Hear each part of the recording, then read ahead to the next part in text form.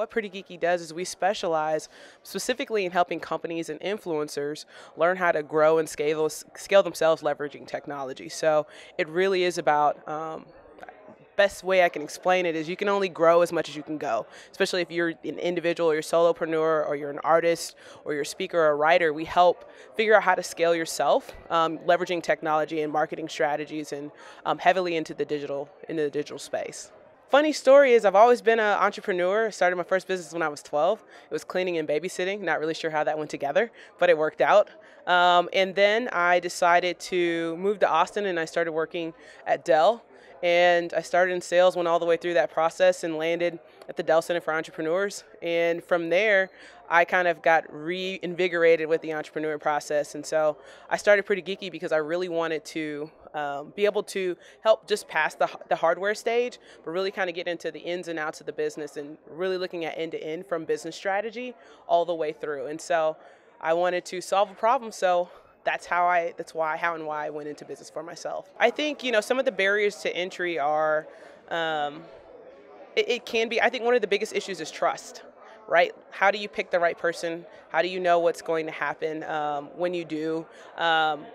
Just the overall understanding technology in general is like a really big thing. And so learning how to find the right people, how to work with the right people, knowing what technology really works within your business is really key. Resources, honestly, my network has been one as far as, resources that I've used to grow my business.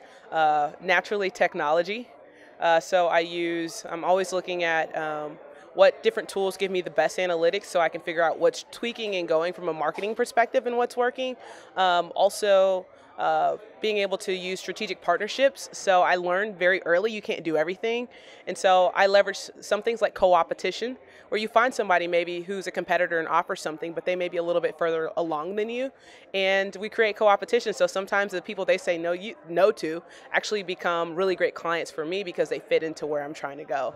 And so those would be some of the key things that I look at. I think one of the things as far as growth hacking techniques, one of, like I talked about, was co-opetition, finding people who fall within that realm.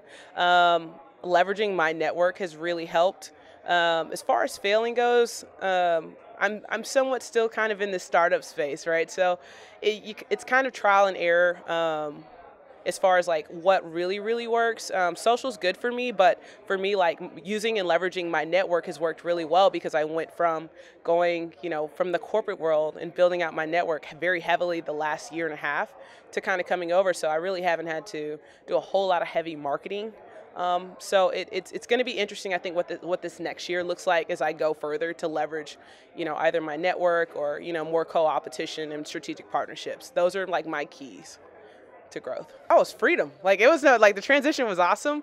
Naturally when you go in and you have a startup, that day to, every 2 weeks that paycheck comes. When you're in the startup mode, it's naturally just a little bit different because you're now relying on yourself and it becomes more about disciplining, having a budget, knowing what sales you need to make, knowing if you have a product or a service, how is that going to relay? How much do I have to make in sales to be able to move to that next step?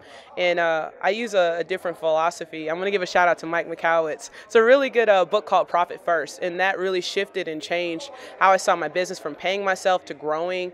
And that's what I use now, is that kind of methodology, and it helps kind of push and propel things forward so I'm not increasing my expenses and growing my business. So if I had to say, does gender diversity in terms of solving it faster than racial diversity, considering I was on both sides of the coin, I think the gender problem will be fixed before the racial issue will be fixed, because it's not just about I don't know, it's kind of crazy. Like you have to be exposed to it.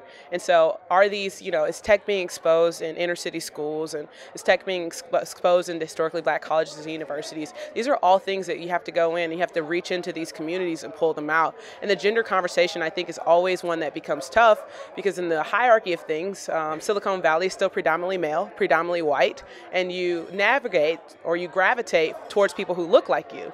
And so in the scope of being a female and African American, I have probably the least in common technically with a lot of people who are in Silicon Valley, right? So they're male and they're white. I'm not male, nor am I white. And so I think it's a conversation where we have to all be able to come to the table and not be offended.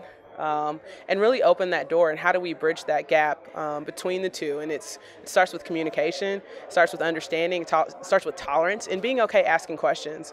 You know, if you don't know, just ask. And you know, even my own fellow counterparts, if it's asking is slightly offensive, don't be offended that they're asking because they want to know. And it starts with communication. I just think the gender problem will probably be a lot easier to handle, because if you have more women of non-minority women in the space, then I think it's almost like affirmative action, then that kind of opens that gap or opens that door for them, and it still pushes minority down a little bit further. But I think it's a conversation everybody's having, which is good, and now it steps to bridge the gap, not just now, but the next generation.